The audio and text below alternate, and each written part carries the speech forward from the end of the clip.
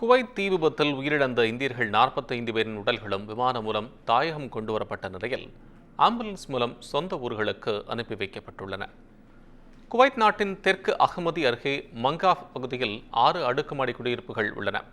இதில் ஏராளமான தொழிலாளர்கள் தங்கி பணியாற்றி வரும் நிலையில் நேற்று முன்தினம் அதிகாலை 4 மணி அளவில் அங்கு பயங்கர தீ விபத்து ஏற்பட்டது. தீ மளமளவென பரவியதால் கட்டிடத்தில் இருந்தவர்கள் வெளியே வர முடியாமல் தவித்தனர். இந்த நிலையில் தீ விபத்தில் சிக்கி 45 இந்தியர்கள் உட்பட 49 பேர் பரிதாபமாக உயிரிழந்தனர்.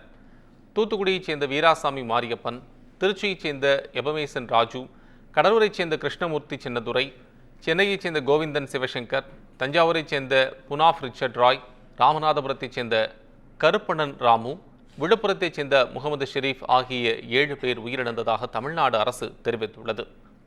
மேலும் கேரளாவைச் சேர்ந்த 23 பேரும் மற்றும் கர்நாடகாவைச் சேர்ந்த ஒருவரும் உயிரிழந்ததாக கூறப்படுகிறது. இந்நிலையில் உயிரிழந்த 45 பேரின் உடல்களும் விமானப்படையின் விமானம் மூலம் கேரள மாநிலம் கொச்சிக்கு கொண்டுவரப்பட்டது. இதையடுத்து உடல்களுக்கு கேரள முதலமைச்சர் பினராயி விஜயன், தமிழ்நாடு அமைச்சர் செஞ்சி மஸ்தான், மத்திய இணையமைச்சர் சுரேஷ் கோபி உட்பட பல்வேறு அரசியல் கட்சித் தலைவர்கள் மற்றும் அதிகாரிகள் அஞ்சலி செலுத்தினர்.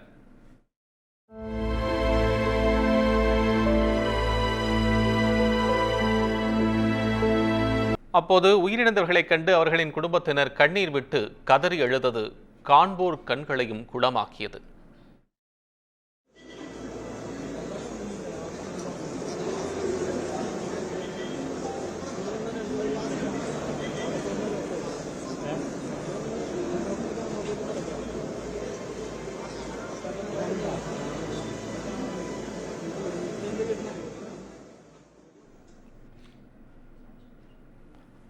தொடர்ந்து தமிழர்கள் 7 பேர் உட்பட 31 பேரின் உடல்களும் கொச்சியிலிருந்து அவரவர்களின் சொந்த ஊர்களுக்கு ஆம்புலன்ஸ் மூலம் அனுப்பி வைக்கப்பட்டது.